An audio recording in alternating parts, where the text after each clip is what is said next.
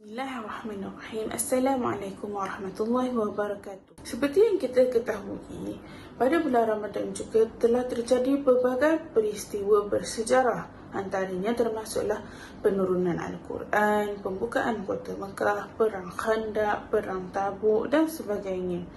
Peperangan yang berlaku pada bulan Ramadan membuktikan bahawa ibadah berpuasa atau bulan Ramadan sendiri bukanlah penghalang untuk kita menjalani kehidupan seharian kita seperti biasa. Malah kita akan lebih bertenaga berbanding dengan hari yang tidak berpuasa. Jadi pada hari ini insya-Allah saya akan berkongsi tentang sebuah peperangan yang juga berlaku pada bulan Ramadan. Baiklah, peperangan yang saya akan kongsikan ini ialah peperangan Al-Qadisiyah. Al-Qadisiyah merupakan sebuah bandar di negara Iraq dan merupakan tempat berlakunya peperangan ini. Peperangan Al-Qadisiyah merupakan salah satu peperangan terbesar yang berlaku pada bulan Ramadan tahun ke-14 Hijrah.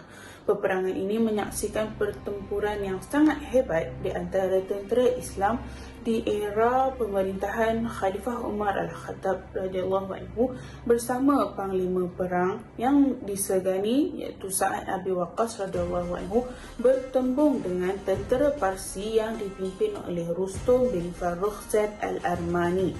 Kekuatan tentera Islam yang menyertai peperangan ini dianggarkan seramai 30,000 sehingga 36,000 orang, manakala tentera Parsi yang terlibat dalam peperangan ini adalah dalam sekitar 80,000 orang.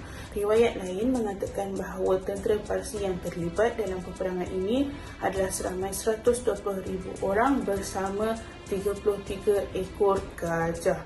Akan tetapi dalam peperangan ini Sa'ad bin Abi Waqqas tidak dapat menyertai tentera Islam untuk berperang secara langsung kerana keuzuran yang menimpanya. Punca berlakunya peperangan Al-Qadisiyah ini adalah disebabkan tentera Parsi telah menolak Islam dan mentauhidkan Allah, juga telah menolak tawaran pihak Islam untuk dikenakan bayaran jizyah iaitu cukai yang dikenakan kepada individu bukan Islam yang berlindung di negara Islam kepada kerajaan Islam. Selepas perundingan antara Al-Mughirah, wakil daripada pihak Islam, dengan Rustum sendiri, maka terjadilah peperangan Al-Qadisiyah ini selama 4 hari. Pada hari pertama, perang berlanjutan sehingga ke waktu subuh. Kedua pasukan Islam dan Parsi kental bertahan dan tidak menunjukkan sebarang tanda-tanda peperangan akan tamat. Akan tetapi tentera Islam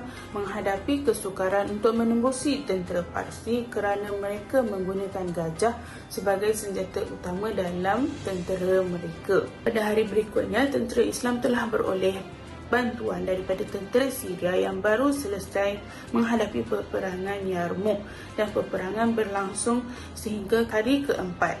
Pada hari keempat telah berlaku ribut pasir yang sangat kuat sehingga terangkat kemah-kemah tentera Parsi.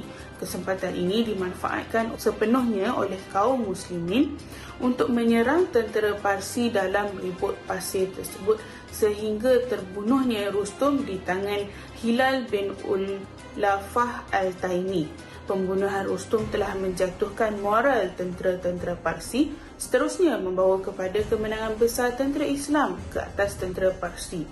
Kemenangan umat Islam dalam peperangan ini menjadi titik tolak kepada kejatuhan Empayar Parsi serta penguasaan umat Islam terhadap negeri-negeri di bawah taklukan kerajaan Parsi dan kawasan sekitarnya. Terdapat beberapa iktibar dan pengajaran yang boleh kita ambil daripada kisah peperangan Al-Qadisiyah ini. Yang pertama, Islam adalah agama rahmat.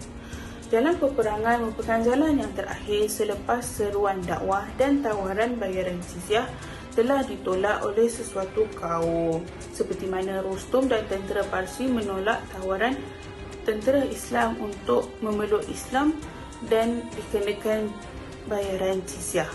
Yang kedua, kewajipan menyampaikan dakwah, menyeru kebaikan dan melarang kemungkaran. Walaupun sudah berada di ambang peperangan, tentera Islam tetap menyeru kepada kebaikan dan melarang kemungkaran melalui utusan yang telah dihantar oleh Sa'ad Abi Waqqas kepada tentera Parsi untuk berunding sebelum peperangan meletus.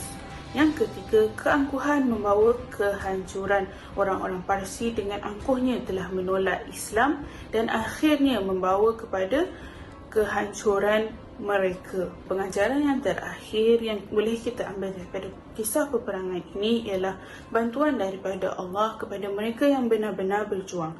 Pada hari keempat peperangan Al-Qadisiyah, bantuan Allah yang berupa angin ribut telah menjadi asbab kemenangan umat Islam.